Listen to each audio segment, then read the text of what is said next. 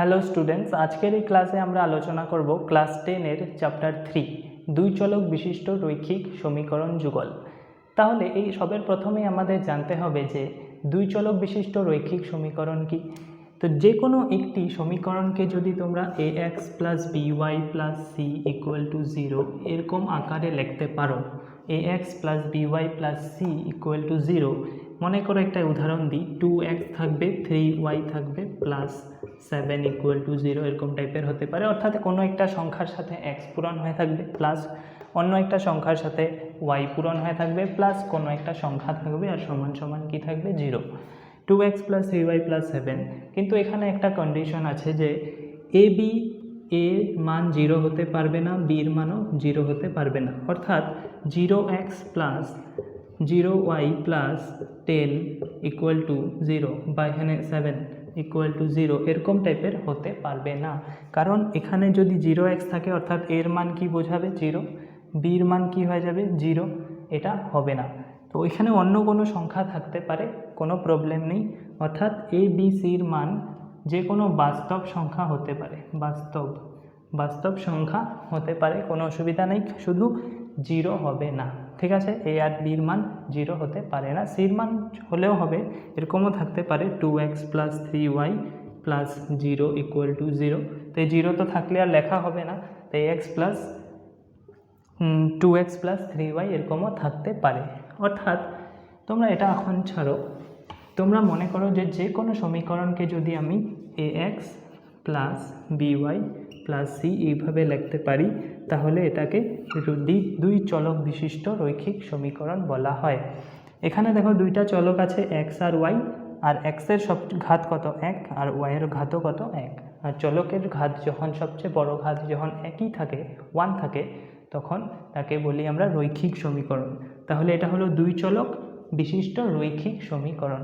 যে কোনো দুই চলক বিশিষ্ট রৈখিক সমীকরণ দেখতে সবসময় কীরকম থাকবে, একটা সংখ্যা থাকবে, তার সাথে x থাকবে, অন্য একটা সংখ্যা থাকবে, তার সাথে y থাকবে, আর কোনো একটা সংখ্যা থাকবে, আর সমান সমান কি থাকবে 0।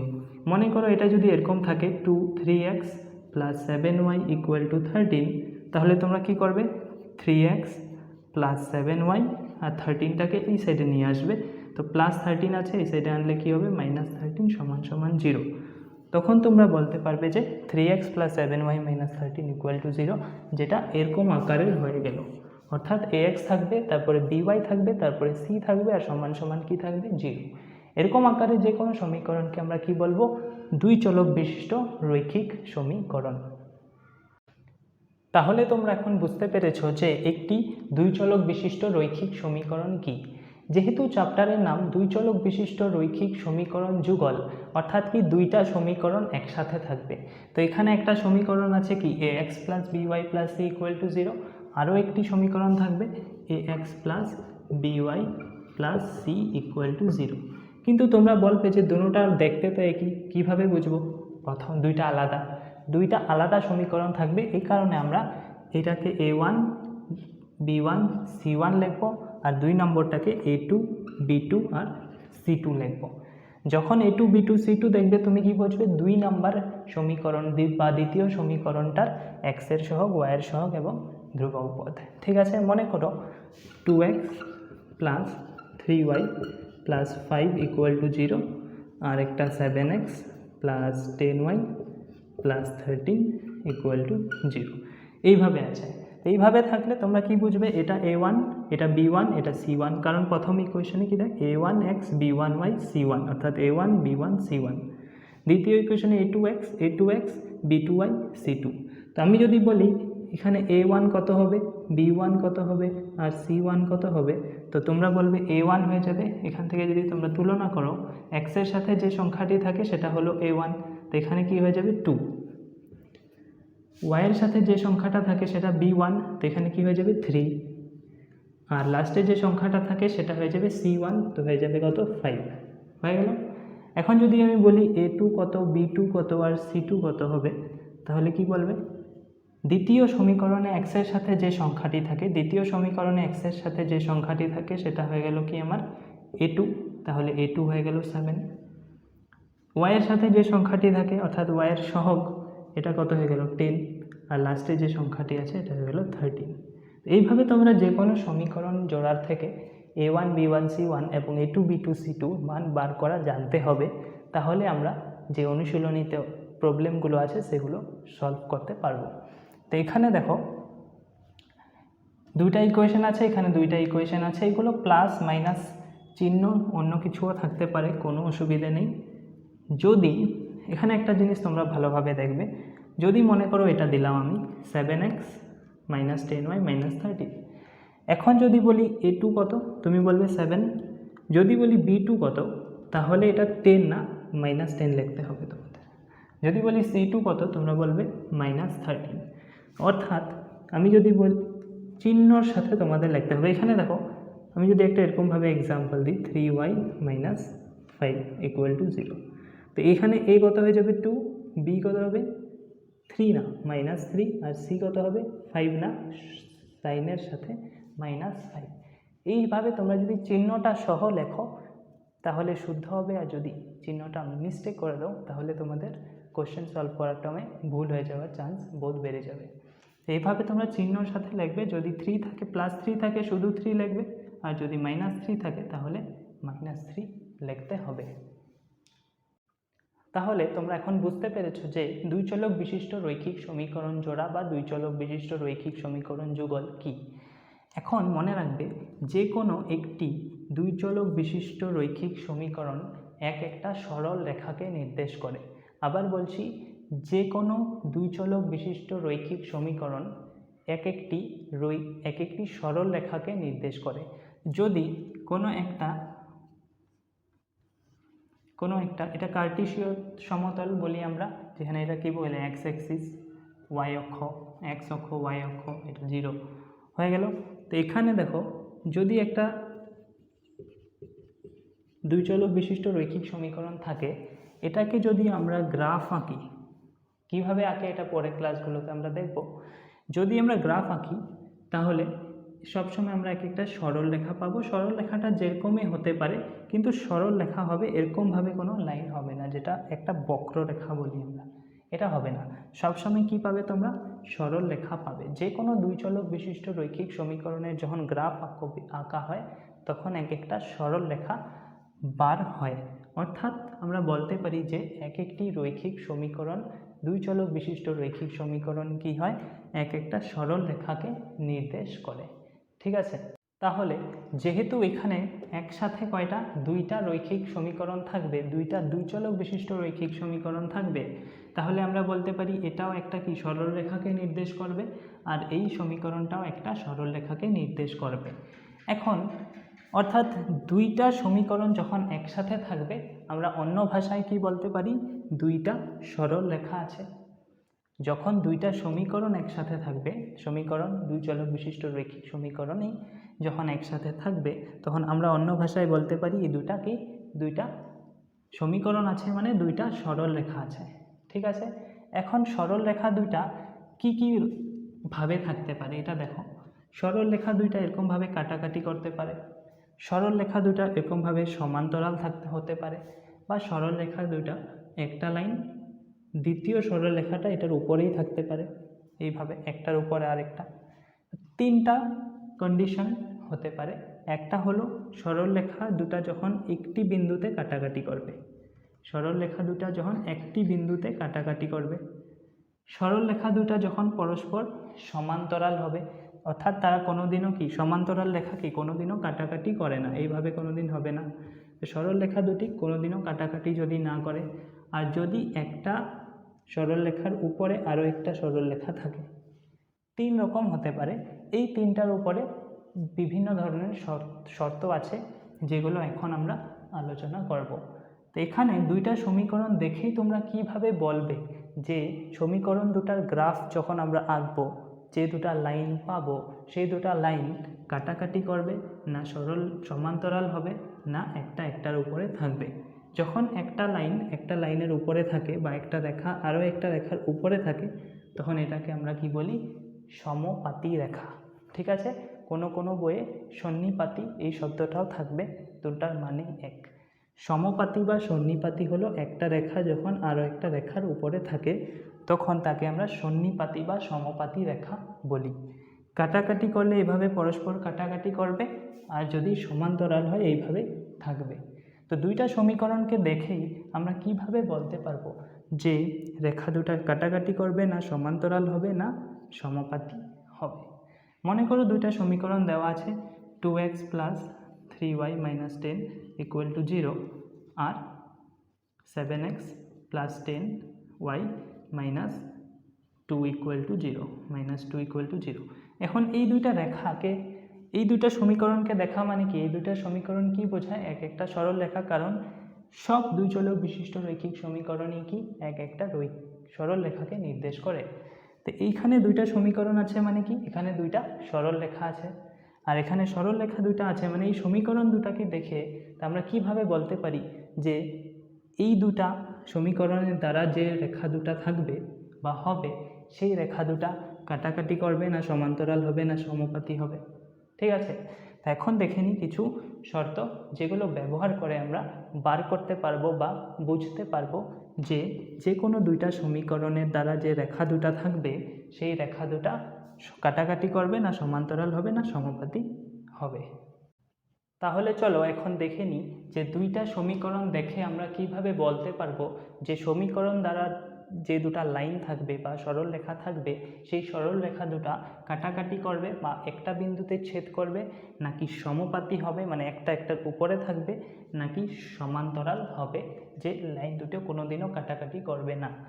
যদি তোমরা প্রথমে দেখো a1/a2 not equal to b1/b2, অর্থাৎ a1/a2 আর b1/b2 সমান যদি না হয়, a1/a2 মানে এখানে যদি তোমরা দেখো এই সমীকরণটার লগে এটা তুলনা করো, এটা a1 এটা b1 এটা c1, দ্বিতীয় ইকুয়েশনে এটা a2 এটা b2 এটা c2, a2 b2 c2 a2 b2 c2। তো তোমরা কি করবে, a1/a2 বার করবে, a1/a2 অর্থাৎ a1/a2 মানে কি 2/3, তো তোমরা বার করবে 2/3। তারপর b1/b2, b1/b2 মানে কি হবে 3/5, তো তোমরা বার করবে 3/5। তো দেখবে এই দুইটা যদি সমান না হয়, অর্থাৎ এখানে কি আছে এটা 2/3 আর এটা 3/5, দুইটা সমান না। এই দুইটা সমান যেহেতু না, তখন তোমরা বলতে পারবে যে এই লাইন দুইটা যে আছে বা এই সমীকরণ দুইটা যে আছে তাদের দ্বারা যে লাইনটা হবে বা সরল রেখাটা থাকবে সেই সরল রেখা দুটা কি হবে, পরস্পর একটি বিন্দুতে ছেদ করবে, পরস্পর একটি বিন্দুতে ছেদ করবে। তো যখনই তোমরা দেখবে যে a1/a2 আর b1/b2 সমান না, a1/a2 আর b1/b2 সমান হয় না, তখন তোমরা বুঝতে পারবে যে যে রেখা দুটি থাকবে সেই রেখা দুটি কি হবে, একটি বিন্দুতে ছেদ করবে, পরস্পর ছেদ করে। এখানে তোমরা লিখতে পারো একটি বিন্দুতে ছেদ করে। ঠিক আছে, সমপাতী বা সন্নিপাতী দুটোটা একই শব্দ, যেখানে একটা লাইন আরও একটা লাইনের উপরে থাকে। ঠিক আছে, দেখতে মনে হবে যে একটাই, কিন্তু এখানে দুইটা লাইন থাকে। এরকম টাইপের কখন হয়, যখন a1/a2 সমান সমান b1/b2 সমান সমান c1/c2 হয়। যখন এটা বাই এটা বার করবে, এটা বাই এটা বার করবে আর এটা বাই এটা বার করবে, তখন তোমরা দেখতে পারবে যে তিনোটাই সমান। তখন তোমরা বুঝবে যে যে রেখা দুটি থাকবে সমীকরণের দ্বারা সেই রেখা দুটি কি হবে, সমপাতী বা সন্নিপাতী, মানে একটা একটার উপরে থাকবে। ঠিক হয়ে গেল। ঠিক আছে, এখন দেখো পরস্পর সমান্তরাল হবে তখন যখন a1/a2 সমান সমান b1/b2 থাকবে, কিন্তু c1/c2টা সমান হবে না, c1/c2টা সমান হবে না। এই দুইটার এক্সাম্পল আমি দিচ্ছি, আগে কন্ডিশনগুলি দেখে নাও। তো এখান থেকে আমরা কি শিখলাম যে পরস্পর একটি বিন্দুতে কখন ছেদ করে, যখন a1/a2 not equal to b1/b2 হয়, অর্থাৎ a1/b2 আর a2 আর b1/b2 সমান হয় না। যখন তিনোটা সমান হয় a1/a2 b1/b2 c1/c2, তখন রেখা দুটা কি হয়, সন্নিপাতী বা সমপাতী। আর সমান্তরাল কখন হয়, যখন প্রথম দুইটা ইকুয়াল হয় কিন্তু লাস্টেরটা অর্থাৎ c1/c2 সমান হয় না এই দুইটার। এখন আমরা একটা এক্সাম্পল নিতে পারি। এখানে দেখো 2/3 আছে, 2/3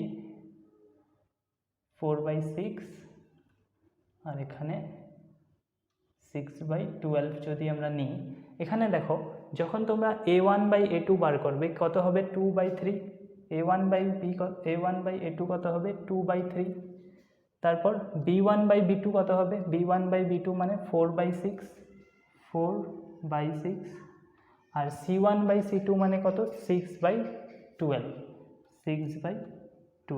হয়ে গেল। এখন এটা 4/6 মানে কি 2 দিয়ে যদি আমরা কাটাকাটি করি 2 দুগুণে 4 3 দুগুণে 6 2/3, 4/6 মানে কি 2/3 আর এখানে 6 একে 6 না, এখানে একটা অন্য নিতে হবে, এখানে নিতে হবে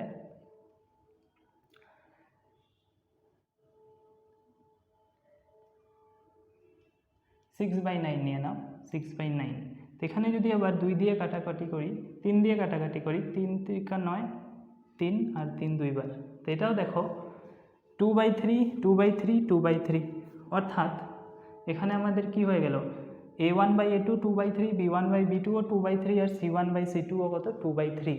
তখন আমরা বুঝবো যে এই রেখা দুটা বা এই সমীকরণ দুটার দ্বারা যে রেখা দুটা হবে গ্রাফ আঁকলে সেই রেখা দুটা কি হবে সমাপাতী হবে, অর্থাৎ একটা রেখা আরেকটা রেখার উপরে থাকবে।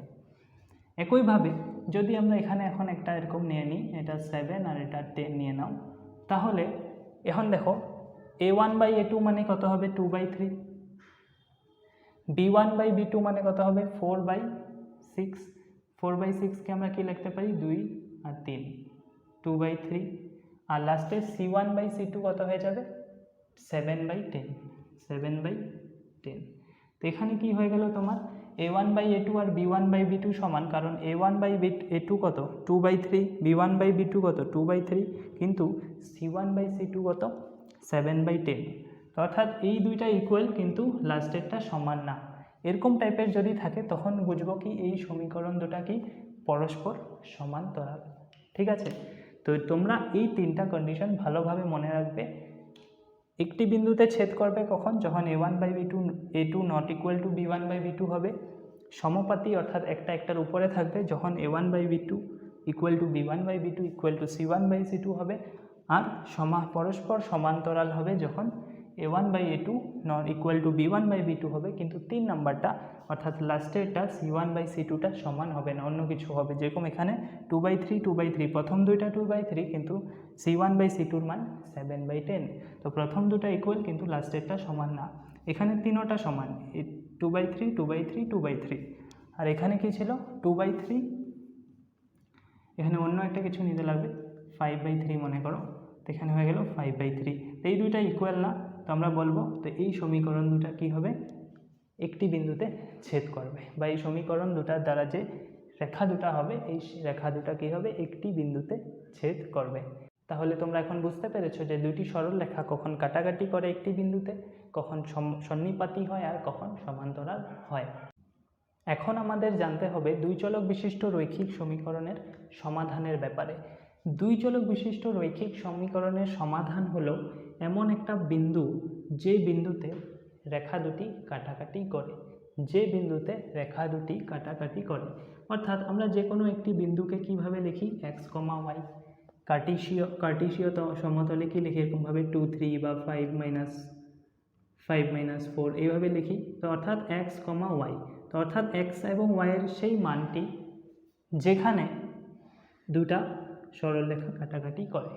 তো এখন দুইটা সরলরেখা যদি একটা বিন্দুতে কাটাকাটি করে তাহলে আমরা কি বলবো একটি সমাধান আছে, কারণ আমি কি বলেছি যে দুই চলক বিশিষ্ট রৈখিক সমীকরণের সমাধান মানে হলো এমন একটা বিন্দু যে বিন্দুতে রেখা দুটি কাটাকাটি করে। যেহেতু এরকম কন্ডিশনে রেখা দুটি একটি বিন্দুতে ছেদ করে তাহলে আমরা কি বলবো রেখা দুটি একটি সমাধান থাকবে,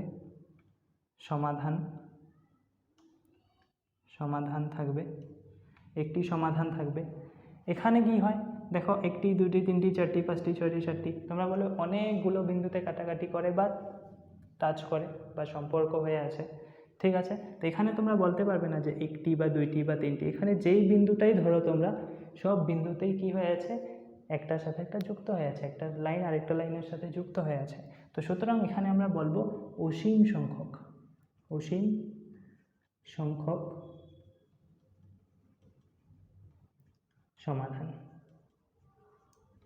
অসীম সংখ্যক সমাধান থাকবে। তো যখন রেখা দুটি একটি বিন্দুতে ছেদ করবে তখন একটি সমাধান থাকবে, আর যখন সমপাতী বা সন্নিপাতী হবে তখন অসীম সংখ্যক সমাধান থাকবে, কারণ এখানে লাইন দুটার সাথে একটা নয়, 1000টা নয়, লাখ লাখটা নয়, কোটি কোটিটাও বিন্দু তোমরা গণে শেষ করতে পারবে না। যে জিনিসকে আমরা গণতে পারি না সেখানে আমরা কি বলি? অসীম। অসীম সংখ্যক সমাধান থাকবে। আর এখানে দেখো, পরস্পর যখন সমান্তরাল হয়, সমান্তরাল রেখা কোনোদিনও কাটাকাটি করে না, আর যদি কাটাকাটি না করে তাহলে সমাধানও থাকবে না, কারণ সমাধান থাকা মানে কি? কোনো একটা বিন্দু যে বিন্দুতে রেখা দুটি কাটাকাটি করে। তো এখানে যদি সরলরেখা দুটি কাটাকাটি না করে তাহলে কোনোদিনও সমাধানই থাকবে না। আর সমাধান তাহলে আমরা কি বলতে পারি? যখন দুটি রেখা পরস্পর সমান্তরাল হয় তখন সমীকরণ দুটার কোনো সমাধান নেই,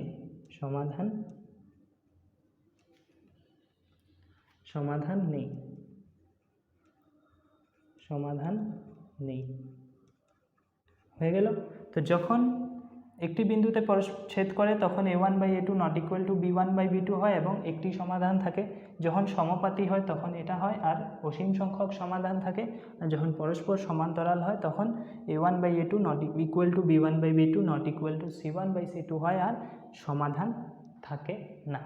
তাহলে তোমরা অন্যভাবেও বলতে পারো যে দুইটা সমীকরণ দেখে তোমরা যদি এটা বার করো, সাথে তোমরা কি বলতে পারবে? যদি দেখো তোমরা যে a1/a2 not equal two b equal to b1/b2 are not equal to c1/c2 থাকে, তাহলে তোমরা বলতে পারবে যে সমীকরণ দুটা থাকবে সেই সমীকরণ দুটার কি থাকে না? সমাধান থাকবে না। এখানে কি হবে? x এর একটাই মান থাকবে, y এর একটাই মান থাকবে, 2 3 না, যে কোনো মানই হতে পারে, কিন্তু তার বাইরে অন্য কোনো মান তোমরা পাবে না। আর এখানে কি হবে? x y এর অনেক 1 লাখ 2 লাখ 3 লাখ যদি বলি কমই হবে, অনেক অনেক অনেক সমাধান থাকবে, অর্থাৎ অসীম সংখ্যক সমাধান থাকবে। এখন লাস্ট একটা ইম্পর্টেন্ট কনসেপ্ট, সেটা হলো সঙ্গত আর অসঙ্গত। দুইটা সমীকরণকে আমরা কখন সঙ্গত বলবো আর কখন অসঙ্গত বলবো। জাস্ট এটাই মনে রাখবে যে যখন সমীকরণটার সমাধান থাকবে তখন আমরা সঙ্গত বলবো, আর যখন সমীকরণ দুটার কোনো সমাধান থাকবে না তখন আমরা অসঙ্গত বলবো। এখানে দেখো, সমাধান থাকে কখন? একটি সমাধান, আর এখানে অসীম সংখ্যক সমাধান। তো এইখানে এই দুইটা যখন কন্ডিশন আসবে তোমাদের যে a1/a2 not equal to b1/b2 আর a1/a2 equal to b1/b2 equal to c1/c2, অর্থাৎ রেখা দুটি যদি একটি বিন্দুতে ছেদ করে আর সমপাতী বা সন্নিপাতী হয় তখন আমরা কি বলবো? সঙ্গত। ঠিক আছে? তো এই দুটা কেসেই আমরা কি বলবো? সঙ্গত, কারণ এখানেও সমাধান আছে আর এখানেও সমাধান থাকবে। এখানে একটা থাকবে, এখানে অনেকগুলো থাকবে, কিন্তু থাকবে। তো আমরা কি বলবো? এই দুইটা যদি হয় সমপাতী আর একটি বিন্দুতে ছেদ করে তাহলে আমরা বলবো সঙ্গত, আর যদি এখানে পরস্পর সমান্তরাল হয় তাহলে আমরা বলবো অসঙ্গত। কারণ অসঙ্গত মানে হলো কোনো সমাধান না থাকা। যখন পরস্পর সমান্তরাল হবে কোনো সমাধান থাকবে না, কোনো সমাধান না থাকলে আমরা কি বলি? অসঙ্গত হবে। আর যদি সমপাতী আর একটি বিন্দুতে ছেদ করে তাহলে সঙ্গত হবে, কারণ যদি একটি বিন্দুতে ছেদ করে তাহলে একটি সমাধান থাকবে আর এখানে অনেকগুলা সমাধান থাকবে, কিন্তু সমাধান থাকবে, আর তখন আমরা কি বলবো? সঙ্গত সমীকরণ। ঠিক আছে? তাহলে আশা করব যে তোমরা বুঝতে পেরেছো। এই কনসেপ্টগুলি আরও ভালোভাবে ক্লিয়ার হতে থাকবে তোমাদের যখন আমরা অনুশীলনীর প্রবলেমগুলো সলভ করতে থাকব। সঙ্গত অসঙ্গত কখন হবে, কখন একটি বিন্দুতে ছেদ করবে, কখন সন্নিপাতী হবে, কখন পরস্পর সমান্তরাল হবে, এইভাবে আমরা আরও এই কনসেপ্টগুলো ক্লিয়ার হতে থাকবে তোমাদের যখন আমরা অনুশীলনী কোয়েশ্চেন 1 2 3 4 এগুলো সলভ করব, স্পেশালি 3.2। ঠিক আছে? তাহলে আজকের জন্য এতটুকুই। দেখা হবে অন্য একটি ক্লাসে অনুশীলনীর প্রশ্ন উত্তরগুলো নিয়ে।